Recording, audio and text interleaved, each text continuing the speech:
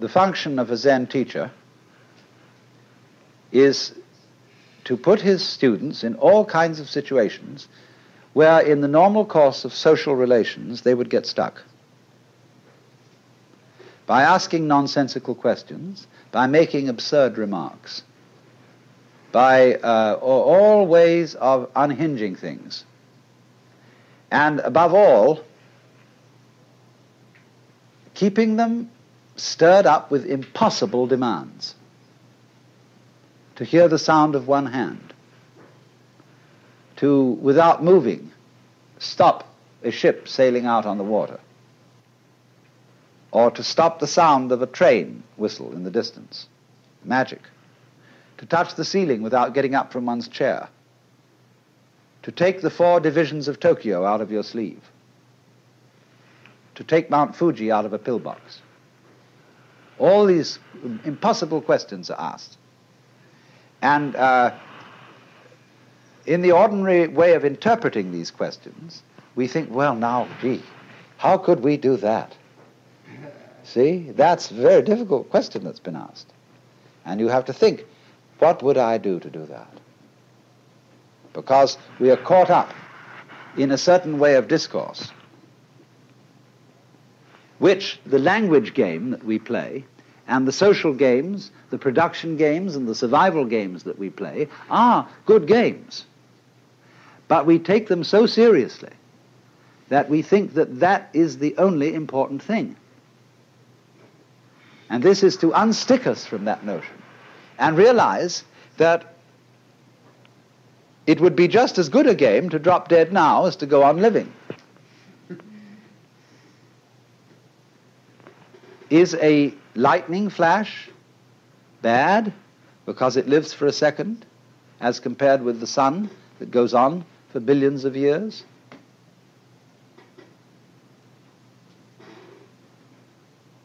You can't make that sort of comparison, because a world of lightning goes also with a world where there's a sun, and vice versa. So long-lived creatures and short-lived creatures go together. That's the meaning of that saying. Flowering branches grow naturally, some short, some long. So this then is a scene in a Zen community where spontaneous behavior is encouraged within certain limits. And as the student becomes more and more used to it, those limits are expanded until eventually he can be trusted to go out on the street and behave like a true Zen character and get by perfectly well.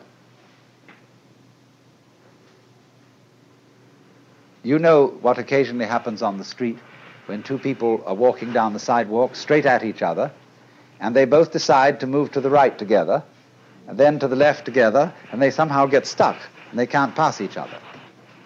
Zen teachers will pull just exactly that sort of stunt when going down a path and meet one of their students, to see if they can get him in a tangle, and can he escape from it.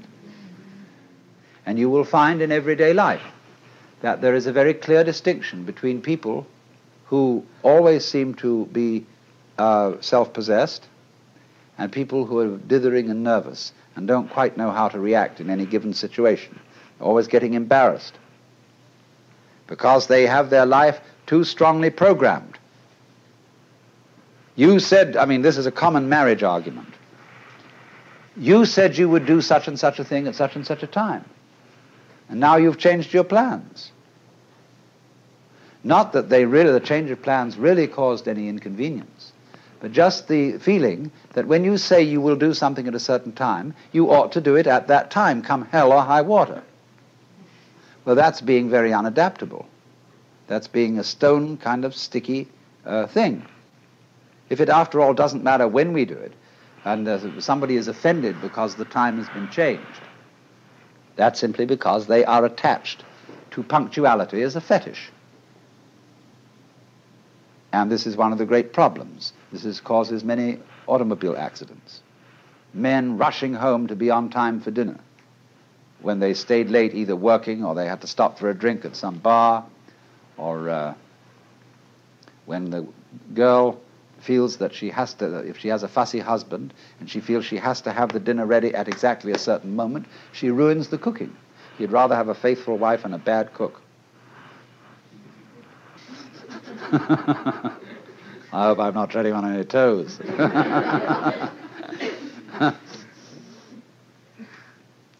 So, you see, we spend an awful lot of energy trying to make our lives fit images of what life is or should be, which they could never possibly fit. So, Zen practice is in getting rid of these images. But it's so explosive socially to do that. And it so worries people. They get vertigo, they get dizzy, they don't know which end is up. And this happens, you know, if you've ever been in one of those blab sessions, where they call them tea groups, I think, or something like that, where the people gather together without any clear idea of what this gathering's about. They know it's somehow self-exploration, but just how do you begin on that? And so somebody starts to push his idea, and then somebody else says, well, why are you trying to push your idea on us? And then they all get into an argument about the argument. And the most amazing confusions come about, but sometimes they all see what idiots they're being, and then they learn to live together in a really open and spontaneous way. There was a very interesting dinner party once where a Zen master was present, and there was a geisha girl who served so beautifully and had such style that he suspected she must have some Zen training. And after a while, when she paused to fill his sake cup, he bowed to her and said, I'd like to give you a present. And she said, I would be most honored. And he took the iron chopsticks that are used for the hibachi, the charcoal brazier, moving the charcoal around. He picked up a piece of red-hot charcoal and gave it to her. Well, she had very long sleeves on her kimono. She whirled the sleeves round her hands and took the hot charcoal, withdrew to the kitchen, dumped it, and changed her kimono because it was burnt through. Then she came back into the room, and after a suitable interval, she stopped before the Zen master and bowed to him and said, I would like to give you, sir, a present. And he said, I would be very much honored. And of course, he was wearing a kimono, something like this. And so she picked up a piece of coal and offered it to him. He immediately produced a cigarette and said, thank you, that's just what I needed.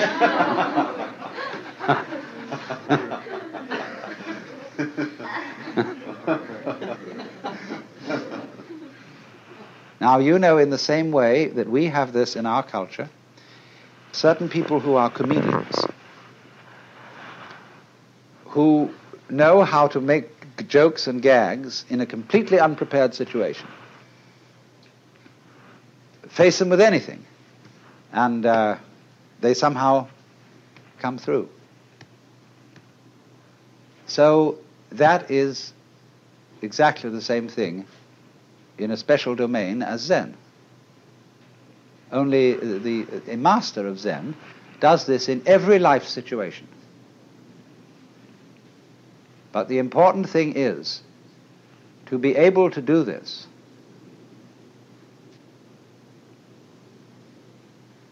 This is the secret. You must remember, you can't make a mistake. Now, that's a very difficult thing to do, because from childhood up, we have had to conform to a certain social game.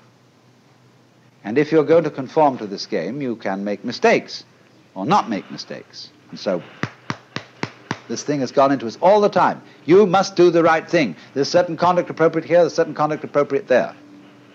And that sticks in us and gives us a double self all our lives long, because we never grow up. Do you realize that the whole of life plays a game? which is a childhood game. There are three kinds of people: top people, middle people, and bottom people. And there can't be any middle people unless there are bottom people and top people. There can't be any top people unless there are middle and bottom people. And so it goes. And everybody's trying to be in a top set. Well, if they're going to be there, there's got to be someone in a bottom set. And the people who do the right thing and the people who do the wrong thing. Here in Sausalito, we have this very, very plainly. There are the right people, the nice people who live up on the hill.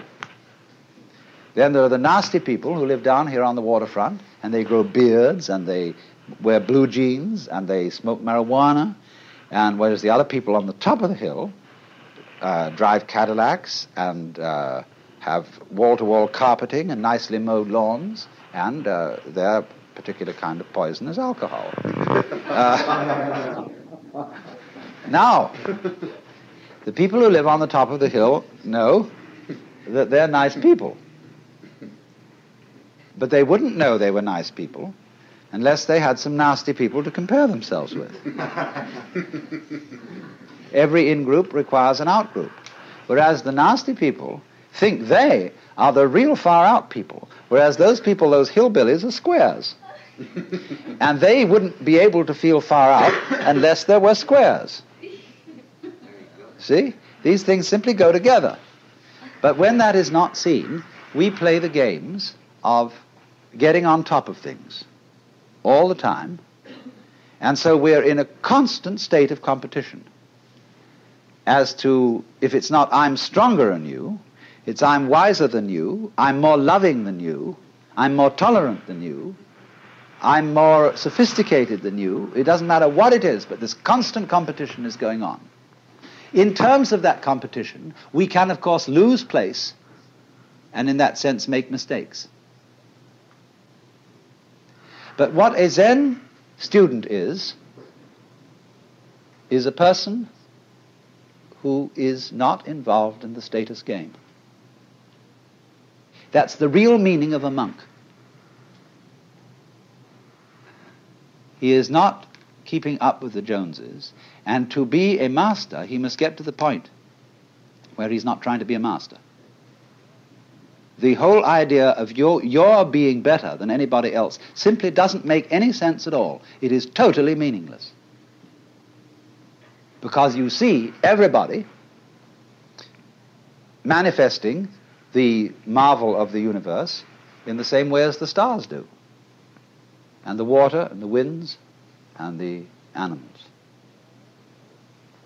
And you see them all as being in their right places and not being able really to make mistakes, although they may think they're making mistakes or not making mistakes and playing all these competitive games. But that's their game. Now, I only say, if that game begins to bore you and it begins to trouble you and give you ulcers and all kinds of things, then you raise the problem of getting out of it. And therefore you start to become interested in things like Zen. That is simply a symptom of your growing in a certain direction, where you are tired of playing a certain kind of game. You are as naturally flowing in another direction as if a tree were putting out a new branch. So because you say, oh well, we people are interested in higher things, you see, that depends still on the differentiation of rank between the superior and the inferior people. But when you begin to see through that and grow out of that, you don't think anymore of this superior and inferior classification. You don't think we are spiritual people who attend to higher things as distinct from these morons who are only interested in beer and television. This is simply our particular form of life. Like there are crabs, and there are spiders, and there are sharks, and there are sparrows, and so on.